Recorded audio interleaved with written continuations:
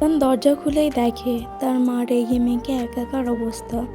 এতক্ষণ মায়ের চিৎকার চেঁচামেচিতে বিয়েতে আসা অন্যান্য অতিথিরাও জেগে গিয়েছে। সবাই বৈঠক রুমে ভিড় জমিয়েছে। হাসান শান্ত স্বরে জিজ্ঞেস করলো, কি হয়েছে মা? এভাবে সাত সকালে চেঁচামেচি করছো কেন? আত্মীয় স্বজনরা কি ভাববে? ওসব কথা বাদ দে, আমি যে সকাল থেকে না খেয়ে আছি সে খেয়াল আছে তোর? তোর ওই ছোটলোক বউ এখনো রান্নাঘরে না যেয়ে ঢুকে আছে?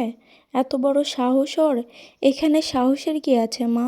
ওর শরীর ভালো নেই, আর বাসায় তো রতনের বউও আছে। ওকে বললেই পারতে সকালের নাস্তাটা বানিয়ে দিতে। ছেলের কথাই থমকে গেলেন ফরিদা বানু। হাসানের কথায় যুক্তি আছে, কিন্তু রতনের শ্বশুর পুলিশ, ওর বউ শিক্ষিত, সে কি আর শ্বশুরবাড়ি কাজ করবে? তবুও তেজ দেখিয়ে বললেন, রতনের বউ কেন করবে? ও কি পারে নাকি এইসব কাজ?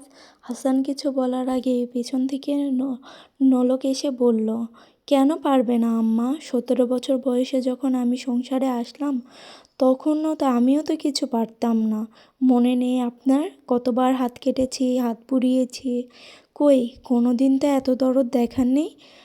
উল্টো বলেছেন কাজে আকাম ঘটিয়েছি আমি। একদিন তরকারিতে লবণ সামান্য কম হওয়ায় পুরো তরকারিটা ফেঁকে ফেলে দিয়েছেন। আমাকে দিয়ে আবার রান্না করিয়েছেন। ভুলে গিয়েছেন সেসব দিনের কথা আম্মা? যেভাবে আমাকে রান্নাঘরের কাজ শিখিয়েছেন সেভাবেই এখন আপনার মেজ বউকে দিয়ে ঘরের কাজ শেখান। আর তার বিয়ের 6 মাস হয়ে গিয়েছে। এখন তো সে আর নতুন নেই। 7 বছর আমি খেটেছি, এখন অন্তত সে খাটুক। যেহেতু ঘরে এখন 2 জন বউ, কাজও এখন 2 জন মিলেই করব। আমি একা ঝিগিরি খাটতে পারবো না বলেই নলক ঘরে চলে গেল। নলকের কথায় স্তব্ধ হয়ে গেলেন ফরিদা বানু। এ কোন নলককে দেখছেন সে? এই মেয়ে যে কিনা আগে তার ভয়ে সামনে কাঁপতো, সে এভাবে মুখের উপর কথা বলছে। সকালের নাস্তার জন্য সবাই বৈঠক রুমে বসেছে। হাসান গিয়ে হোটেল থেকে খাবার নিয়ে এসেছে। সবার খাবার মাঝেই নলক হাসানকে জিজ্ঞেস করলো, এই যে খাবারগুলো আনলেন, বিল কত এসেছে? পাশ থেকে বিনু বলল, এখন বিল নিয়ে এত কষ্ট পাচ্ছ? তখন নিজে রান্নাটা করলে ভাইয়ার এতগুলো টাকা নষ্ট হতো না। নলক বিনুকে বিন্দুমাত্র পাত্তা না দিয়ে হাসানকে আবার জিজ্ঞেস করলো, কি ব্যাপার বললে না তো? খরচ কত হলো? হাসান ভালোই বিব্রত হলো। এতগুলো আত্মীয় স্বজনের সামনে এভাবে নাস্তার দাম জিজ্ঞেস করার মানেটা কি? নলক কি চায়? বলল, ঘরে এসব কথা হবে, এখন থাক। কিন্তু নলক তো নাছোড়বান্দা, সে আবার জিজ্ঞেস করলো, খরচ কত হয়েছে বলেন আগে। বিরক্ত নিয়ে হাসান বলল, 4,000।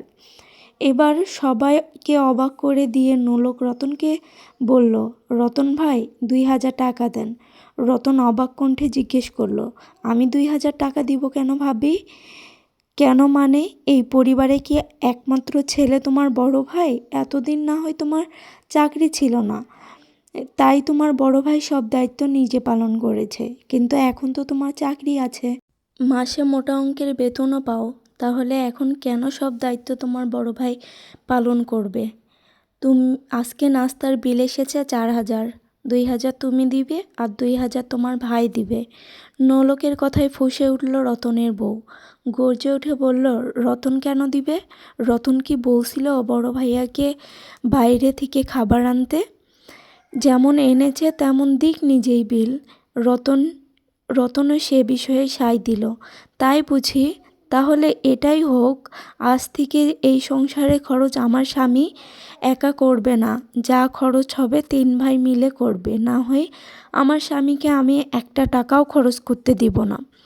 এর মধ্যে হাসানের ছোট ভাই আতঙ্কিত কণ্ঠে বলল, আমি কেন খরচ দিব ভাবি? আমি তো এখনও পড়াশোনা করছি।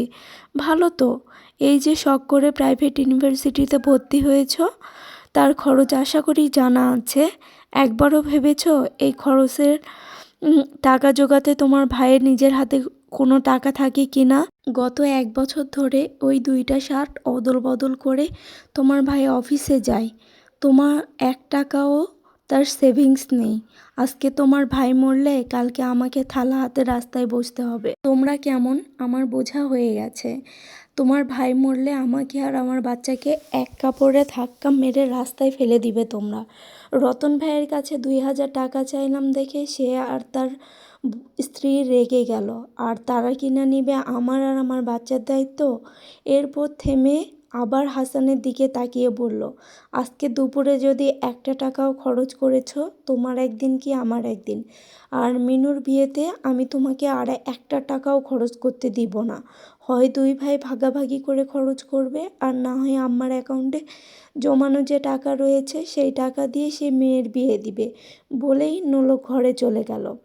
নোলক যেতেই ফরিদা বানু কাঁদতে কাঁদতে বলল, এ কি দিন আসলো, এ কোন কালনাগিনীকে ঘরে এনেছি আমি। আমার পোলাদের ভাগ করতে চায়, আমার মেয়ের সুখে দেখে হিংসা করছে। তুই আজকেই এই কালনাগিনীটাকে তালাক দিবি হাসান, এটা তোর মায়ের আদেশ, না হলে আমার মরা মুখ দেখবি। হাসান এবার তাচ্ছিল্য হেসে বলল, কই, নিজের মেজো ছেলেকে তো একদিনও এমন কসম দিলে না মা। আমাকে এরকম কথা বলার আগে একবারও ভাবলে না আমি নোলককে ছাড়লে আমার বাচ্চা দুটার কি হবে? সব সময় নিজেদের স্বার্থের কথাই ভেবে গেলে মা। বাবা মরে যাওয়ার পর তোমার অন্যান্য বাচ্চাদের দায়িত্ব নিতে যেয়ে আমার পড়াশোনা বন্ধ হলো। বাধ্য হয়ে সরকারি স্কুলে পিয়নের চাকরি নিলাম। সে অল্প বেতনের চাকরি দিয়ে তোমার বাচ্চাদের মানুষ করলাম, পড়াশোনা করালাম। বাবার জমি বেচার টাকা, সেই টাকাও তোমার মেঝো ছেলেকে চাকরির জন্য দিলা। তোমার বড় মেয়েকে বিয়ে দিলাম, বাকি টাকা তুমি তোমার লকারে রেখে দিলে। কিন্তু সেই টাকায় কি আমার ভাগ ছিল না মা? সেটাও আমাকে দিলা না। বিয়ের বয়স হওয়া সত্ত্বেও আমাকে বিয়ে দিলে 30-এ যেয়ে। এখন আমার বয়স 40, শরীর ভেঙে পড়েছে, কয়দিন বা বাঁচবো জানি না। কিন্তু আমার কোনো কিছু হলে আমার স্ত্রী সন্তানের কি হবে মা? আজ যা দেখলাম অনেক কিছুই বুঝেছি। নোলকের ভয় অহেতুক না। মা ভাই বোনের কথা ভাবতে গিয়ে নিজের স্ত্রী সন্তানের উপর অবিচার আর করতে রাজি না মা আমি। হয় খরচে রতন ভাগ দিবে, না হয় তুমি তোমার ব্যাংক থেকে বিয়ে দিবে। রতন ফট করে বলল, আমি কেন টাকা দিব? আর ভাইয়া, তুই তোর দায়িত্ব পালন করছিস, এসব নিয়ে এত কথা বলার কি আছে? হাসান ভাইয়ের দিকে তাকিয়ে তাচ্ছিল্য হাসল। তার বিনুকে বলল, তোর ভাবির গয়না দুপুরের মধ্যে ফেরত দিবি, না হয় পুলিশ ডাকতে বাধ্য হব। আসসালামু আলাইকুম এভরিওয়ান। ইলোরা ফারদিনের লেখা নোলকের নতুন শাড়ি গল্পে দ্বিতীয় পর্ব কেমন লাগলো অবশ্যই জানিয়ে দিবেন। ভালো লাগলে শেয়ার করে দিবেন। ধন্যবাদ।